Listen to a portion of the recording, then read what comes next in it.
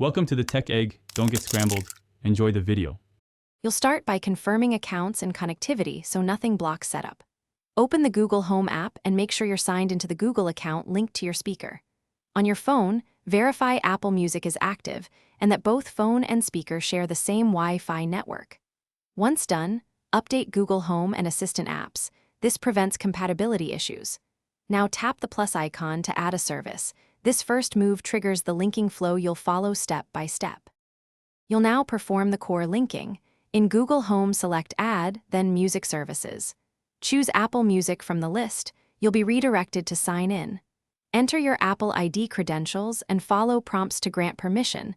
This lets Google Assistant control playback and access playlists. Make sure you choose the correct account if you have multiple Apple ID. Once authorized, set Apple Music as your default music provider in the same menu, so finish by confirming Apple Music is the default provider in Assistant settings. This saves you from saying on Apple Music every time. Test with a simple voice command like, "Hey Google, play my favorites." If playback starts, you're done. If not, try basic troubleshooting, reboot your speaker and phone, sign out and back into Apple Music, then reauthorize through Google Home. Also verify your Wi-Fi and subscription status. Those are common causes when linking fails.